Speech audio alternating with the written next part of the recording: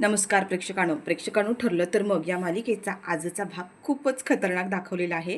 कारण ही जी श्वेता आहे ती श्वेता प्रियाचीच माणूस आहे आणि प्रियाने आता जे काही नाटक केलेलं असतं ते नाटक आता इथे स्वतः चैतन्यने स्वतःच्या डोळ्याने पाहिलंय आणि श्वेताचा आणि या प्रियाचा खोटारडेपणा चैतन्यने स्वतः सगळ्यांच्या समोर आणलेला आहे. आणि ही श्वेता ही दुसरी तिसरी कोणी नाही तर साक्षी शिखरेच आहे. मंडळी, ज्यावेळेला आता चैतन्य आश्रमात गेलेला असतो तेव्हा श्वेताच्या अंगाचा ज्या परफ्यूमचा वास आलेला आहे तो चैतन्याने लगेच ओळखलाय. चैतन्य म्हणत असतो की ह्या मुलीला मी कधीतरी पाहिले असं का वाटतं आणि या परफ्यूमचा वास सुद्धा खूप जास्त ओळखीचा वाटतोय. आणि हा एवढा महागडा परफ्यूम ही आश्रमात राहणारी मुलगी, इकडे तर तिने सांगितलंय की तिचे घरात खाण्यापिण्याचे हाल आहेत, मग एवढा महागडा परफ्यूम तिने कसा काय वापरला. आणि या सगळ्यामध्ये चैतन्यने आता तिला फॉलो करत ही साक्षी शिखरे असल्याचं सगळ्यांसमोर आणलेलं आहे. आता साक्षी शिखरे आहे ह्याबाबत चैतन्यला असा कोणता पुरावा सापडला आणि चैतन्यने आता इकडे येऊन अर्जुन आणि सायलीला ती श्वेता दुसरी तिसरी कोणी नाहीये तर साक्षी शिखरेच आहे हे सगळ्यांना सांगितलंय. तर मंडळी, आजचा भाग खूप खूप इंटरेस्टिंग आहे, त्यामुळे थोडाही स्किप न करता शेवटपर्यंत नक्की पहा. आणि चॅनलवर नवीन असाल, चॅनलला अजूनही सबस्क्राईब केलं नसेल तर चॅनल आता सबस्क्राईब करून घ्या, म्हणजे मालिकांचे असेच येणारे रोजचे नवीन अपडेट आणि नवीन व्हिडिओज सगळ्यात आधी तुम्हाला आपल्या चॅनलवर पाहायला मिळतील. आणि हो, सोबत व्हिडिओला लाईक करायला सुद्धा विसरू नका. तर मंडळी, आपण आता मागच्या भागात पाहिलं की सायलीने ह्या श्वेताला फोनवर बोलताना पाहिलेलं आहे आणि ती हळूच फोनवर बोलत असते आणि तिने आता सायलीला गंडवलेलं सुद्धा असतं. सायलीला म्हणते की माझ्या आईचा फोन होता आणि सायलीसुद्धा या सगळ्यावरती आता विश्वास ठेवून जाते. सायली म्हणते की बरं ठीक आहे, मधुभाऊना चहा होता ना, तो चहा घेऊन येते का बाहेर. आणि आता सायली तिथून बाहेर निघून गेली आहे आणि आता तेवढ्यातच अर्जुन चैतन्यसुद्धा इकडे आलेले आहेत आश्रमामध्ये. आणि मधुभाऊंचं अपूर्ण राहिलेलं काम, म्हणजे मधुभाऊंना बऱ्याच गोष्टी ह्या माहीत नसतात की आजकाल किती सारे नवीन अपडेट्स निघालेत, किती साऱ्या गोष्टींचा आपल्याला रेकॉर्ड ठेवावा लागतो. ह्या सगळ्या गोष्टी आता सगळ्यांसाठी अर्जुन आणि चैतन्य मधुभाऊंना मदत करणार असतात. आणि मधुभाऊंना तर इथे अर्जुन विचारत असतं की मधुभाऊ, आत्तापर्यंत जेवढी मुलं आपल्या अनाथ आश्रमात होती त्या सगळ्यांचे मला डिटेल्स हवेत. मग ते कधी सापडले, ते सापडले तर किती वर्षांचे होते, काय होते, त्यांच्यासोबत काही आधार कार्ड वगैरे होतं का, आणि तुम्ही त्यांचे आता काही डॉक्युमेंट्स बनवलेत का, हे सगळं आपल्याला हवं आहे. आणि प्रत्येक मुलाची डॉक्युमेंटरी आपल्याला बनवून ठेवावी लागणार आहे. आणि मधुभाऊ सुद्धा म्हणतात की हो, मी या सगळ्यामध्ये तुम्हाला मदत करतो. आणि मधुभाऊ सुद्धा म्हणत असतात की खरंच जावई बापू, मला ना ह्या गोष्टींची एवढी कल्पना सुद्धा नव्हती की एवढं सगळं करावं लागतं, एवढे सगळे अपडेट ठेवावे लागतात. आणि तेवढ्यात अर्जुनला तिथे एक मुलगी दिसते आणि ती मुलगी आत्ताच काही दिवसांपूर्वी त्यांना तिथे सापडलेली असते, ती म्हणजे कुसुमताईला. आता अर्जुन म्हणतो की ह्या मुलीचे सुद्धा सगळे डिटेल्स आपल्याला हवेत. म्हणून अर्जुन त्या मुलीला बोलवून घेतो आणि बाकीचे जे काही डिटेल्स हवे असतात, त्याला विचारायचे असतात, ते सगळे प्रश्न विचारतो. आणि तेवढ्यात आता तिथे श्वेता सगळ्यांसाठी चहा घेऊन आलेली असते. आता श्वेता तिथे उभं राहून ह्यांचं जे बोलणं सुरू आहे, जे काही प्लॅनिंग सुरू आहेत, ते सगळं सगळं काही आता तिने ऐकलेलं असतं. कारण तिला आता हा सगळा प्लॅन जाऊन तिकडे प्रियाला सांगायचा असतो. आणि तेवढ्यातच आता ती इथे चैतन्याच्या जवळ येते आणि चैतन्याला चहा देते. आणि तेवढ्याच चैतन्याला तिचा परफ्यूमचा जो वास येतो ना, तो त्याला कुठेतरी आधी पाहिल्यासारखा किंवा घेतल्यासारखा वाटतो. तो लगेच म्हणतो की तू श्वेता ना. त्यावरती म्हणते की हो. चैतन्य म्हणतो की आपण या आधी एकमेकांना कुठे भेटलो होतो का. त्यावरती म्हणते की याच्या आधी नाही, आपली ही पहिलीच भेट आहे. असं म्हणून श्वेता आता तिथे पटकन सगळ्यांना चहा देते आणि तिथून बाजूला जाते. पण चैतन्याला तिचा परफ्यूमचा जो वास आहे ना, तो खूप ओळखीचा आणि जवळचा वाटतो. आणि चैतन्य म्हणतो श्वेताचा बॅकग्राऊंड पाहता ती खूप गरीब घरातली आहे, साधी आहे, त्यांचे खाण्यापिण्याचे वांदे आहेत, मग हिने एवढा महागडा परफ्यूम कसं काय वापरलं असेल. तर इथे अर्जुन सायलीचं आणि मधुभाऊंचं बोलणं सुरू असतं आश्रमाबद्दलच. पण चैतन्याच्या डोक्यात मात्र वेगळेच प्रश्न असतात. चैतन्य तिथेच विचार करत बसलाय की हा तो परफ्यूम मी कुठून तरी जवळून खास व्यक्तीच्या जवळ म्हणजे घेतलेला वास आहे. आता तो चैतन्य आठवण्याचा प्रयत्न करत असतो. आणि तेवढ्यात त्याला एक गोष्ट आठवते की जेव्हा साक्षी शिखरे ती सुद्धा हाच परफ्यूम मारायची आणि साक्षी शिखरेचा हा फेवरेट परफ्यूम होता, हे सुद्धा आता त्याला आठवलेलं आहे. पण आता तो म्हणतो की पण हा एवढा महागडा परफ्यूम ह्या श्वेताच्या जवळून कुठे आला. आता ही श्वेता काम करत असते. चैतन्य पुन्हा तिच्या मागून जातो आणि त्याला पुन्हा तिच्यावरती संशय येतो की ही आपल्यापासून काहीतरी लपवण्याचा प्रयत्न करते. आणि चैतन्य पुन्हा त्या परफ्यूमचा वास घेतो. त्याला कळतं की नाही नाही, हा परफ्यूम तोच आहे आणि खूप महागडा आहे. आणि एवढा महागडा परफ्यूम ही मुलगी अफोर्ड नाही करू शकत, म्हणजे याचा अर्थ ही आपल्यापासून काहीतरी लपवतीये. पण मंडळी, तेवढ्यात आता इथे अर्जुन आहे ना चैतन्याला आवाज देतो आणि त्याला काहीतरी काम सांगतो. त्यावर चैतन्य म्हणते की हो अर्जुन, मी आजच्या आज हे काम पूर्ण करतो, टेन्शन नको घेऊस. आणि तेवढ्यात चैतन्याच्या डोक्यातून आता तो विषय गेलेला असतो. तिकडे मधुभाऊ, सायली आणि अर्जुन तिघंसुद्धा पुन्हा आश्रमाच्या कामाची सुरुवात करतात. आणि तेवढ्यातच आता ह्या श्वेताला कळतं की सायली प्रेग्नंट आहे. कारण मधुभाऊ म्हणतात की सायली बाळा, एवढं सगळं काम घेतलंयस तू तुझ्या अंगावरती, पण त्यासोबत तुला तुझ्या बाळाची, तुझ्या पोटातल्या बाळाची सुद्धा काळजी घ्यायची. आणि तेवढ्यात आता हिला कळतं की म्हणजे सायली प्रेग्नंट आहे आणि ही गोष्ट नक्कीच इकडे प्रियाला माहीत नसणार आहे. आपण आत्ताच्या आता ही गोष्ट प्रियाला सांगायलाच हवी. तर इकडे सचिन हा आता प्रियाला भेटायला आलेला असतो आणि त्याने प्रियाने जे त्याला काम सांगितलेलं असतं ते त्याने पूर्ण केलं. म्हणजे प्रियाला जी विषाची बॉटल हवी असते ज्याच्यामुळे प्रियाचा जीवही वाचेल आणि बाळाचाही जीव वाचेल. फक्त तिला हॉस्पिटलमध्ये ॲडमिट करता येईल इतकंच आजारी पडायचं असतं. आणि मंडळी आता ह्या सचिन आहे त्याने इकडे हॉस्पिटलमध्ये डॉक्टरसुद्धा मॅनेज केलेला असतो, कारण प्रियाला जास्तीत जास्त हॉस्पिटलमध्ये कसं राहता येईल याची सोय त्याने आधीच करून ठेवलेली आहे. तर मंडळी ह्या ठरलेल्या प्लॅनिंगप्रमाणे ही प्रिया आता ते औषध जे आणलं आहे ते घेते. सचिन आता तिथून निघून गेला आहे आणि प्रियाच्या आता पोटामध्ये खूप दुखायला लागलेलं असतं. तिचा आरडाओरडा सुरू झालेला असतो. आता तिला माहीत असतं की हा त्रास होणार आहे, पण तिने खूप जोरजोरात आरडाओरडा सुरू केला आहे आणि त्याच्यामुळे तिथे असलेले सगळे कॉन्स्टेबल धावत येतात. आणि तेवढ्यात त्यांना कळतं की तिथे साईडला एक बॉटल पडलेली आहे. म्हणजे ह्या मुलीने आत्महत्या करण्याचा प्रयत्न केला आणि म्हणून तिथले जे कॉन्स्टेबल आहेत तिथल्या डॉक्टरांना आवाज देतात आणि तिथे चेक केल्यानंतर कळतं की तिने विष घेतलं आहे आणि प्रिया आता तिथे बेशुद्ध पडल्याचं पटकन नाटक करते.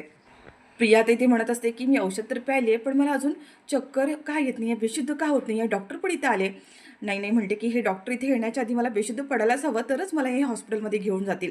आणि मंडळी आता जसे डॉक्टर प्रियाच्या जवळ येतात ना, प्रिया पटकन बेशुद्ध पडते आणि डॉक्टर म्हणतात की ह्यांची सिरियस कंडिशन खूप सिरियस आहे, आपल्याला ह्यांना आताच्या आता हॉस्पिटलमध्येच हलवावं लागणार आहे. तर मंडळी आता ज्या ठिकाणी हॉस्पिटलमध्ये प्रियाला आणलं गेलं आहे त्याच ठिकाणी चैतन्यसुद्धा एका ठिकाणी केस रिलेटेड एका पेशंटला भेटायला गेलेला असतो आणि तेवढ्यात त्याच्यासमोरून प्रियाला हॉस्पिटलमधून घेऊन चाललेत स्ट्रेचरवरून हे त्याने पाहिले. आणि आता ह्या चैतन्यालाच खूप मोठा धक्का बसला. म्हणजे प्रिया हॉस्पिटलमध्ये म्हणजे तिने पुन्हा काहीतरी नाटक केलं असणार हे चैतन्याला चांगलंच कळतं आणि म्हणून चैतन्यसुद्धा आता तिला ज्या वॉर्डमध्ये घेऊन चालले त्या वॉर्डमध्ये मागून मागून चाललेला असतो. प्रियाला ज्या वॉर्डमध्ये आणलं आहे प्रिया थोडी स्टेबल झालेली असते, पण चैतन्य तिथेच थांबलं आहे, कारण प्रियाने हे केलेलं नाटक आहे की खरोखरच तिला काही झालं आहे हे त्याला बघायचं असतं. आता तिथे जे डॉक्टर आहेत ज्या डॉक्टरांनी प्रियाचं चेकअप केलेलं असतं आता तो डॉक्टर ऑलरेडी मॅनेज केलेला आहे. आता चैतन्य जातो आणि त्यांनाच प्रियाच्या कंडिशनबद्दल विचारतो, तेव्हा त्यांच्याकडून कळतं की प्रियाने पॉयझन घेतलेलं आहे आणि तिची कंडिशन आता खूप क्रिटिकल आहे असं त्यांनी सांगितलं आहे. चैतन्य आता इथे म्हणत असतो की प्रिया ही स्वतःच्या जीवाचं बरं वाईट कधी स्वतःहून करून घेणार नाही आहे. नक्कीच तिने जेलमधून बाहेर पडण्यासाठी हे सगळं नाटक केलेलं असणार आहे आणि याचा अर्थ आता ती इथे हॉस्पिटलमध्ये आली म्हणजे इथून पळून जाण्याचा किंवा स्वतःसाठी काहीतरी मार्ग काढण्याचा नक्कीच प्रयत्न करेल. हिच्यावरती लक्ष ठेवून राहायलाच हवं. तर मंडळी आता बराच वेळ होऊन गेलेला असतो आणि प्रिया आता इकडे शुद्धीवर आलेली असते. पण मंडळी तेवढ्यातच एक मोठी गोष्ट म्हणजे जी श्वेता आहे ती आता इकडे प्रियाला भेटायला आलेली आहे आणि चैतन्यने सुद्धा आता ह्या श्वेताला पाहिलंय. चैतन्य म्हणतो की श्वेता आता इथे हॉस्पिटलमध्ये काय करते आणि चैतन्य आता इथे श्वेताच्या मागे मागे येतो आणि ही श्वेता इकडे येऊन प्रियाला भेटायला आली आहे.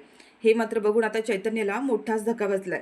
म्हणजे त्याला आधीच कुठे जाणवते की ही आपल्याला काहीतरी फसवतीये, अर्जुन सालीला फसवण्याचा प्रयत्न करते आणि ही इकडे प्रियाला का भेटायला आली आहे.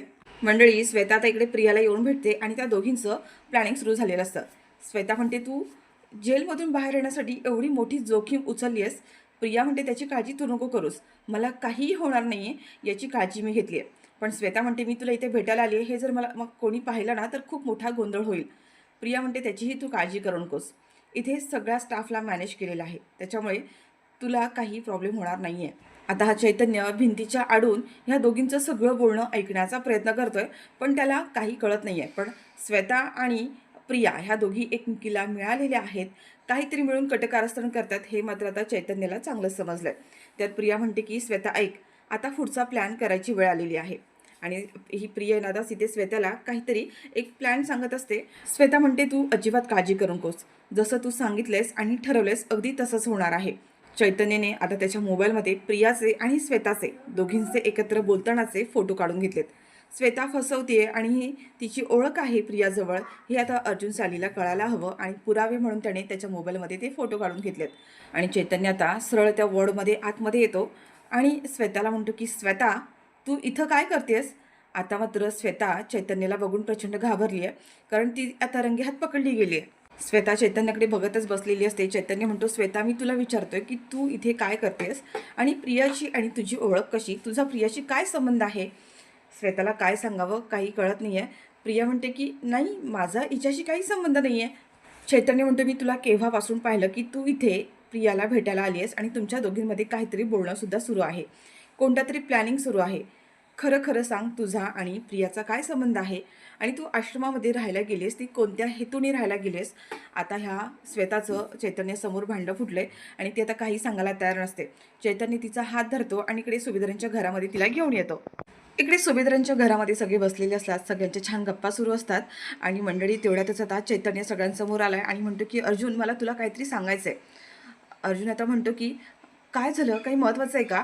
चैतन्य म्हणतो की हो, मी आज प्रियाला पाहिलं. प्रिया हॉस्पिटलमध्ये आहे आणि तिने जेलमधून सुटण्याचा, बाहेर येण्याचा पुन्हा एकदा प्रयत्न केला आहे. सायली म्हणते की कसं काय शक्य आहे ते? चैतन्य म्हणतं की हो, शक्य आहे, कारण तिने पॉयझन पिण्याचं नाटक केलं आहे आणि ती हॉस्पिटलमध्ये आता ॲडमिट आहे. तेव्हा सायली म्हणते की हो, म्हणजे ही मुलगी जेलमधून बाहेर पडण्यासाठी काहीही करू शकते. तिने याच्या आधीसुद्धा हेच केलं होतं आणि आताही हेच केलं आहे. तरीसुद्धा हे पोलीस या प्रियावर विश्वास कसं ठेवतात? त्यावर आता चैतन्य सांगत असतो की ह्या वेळा तिने खरोखरच पॉयझन घेतलं आहे. पण असं पॉयझन घेतलं आहे की ज्याच्यामुळे तिला आणि बाळाला काही त्रास होणार नाही आहे. प्रिया फार हुशार आहे. आणि सायली वहिनी, एवढंच नाही आहे, मला तुला आणखीन एक मोठी गोष्ट सांगायची आहे.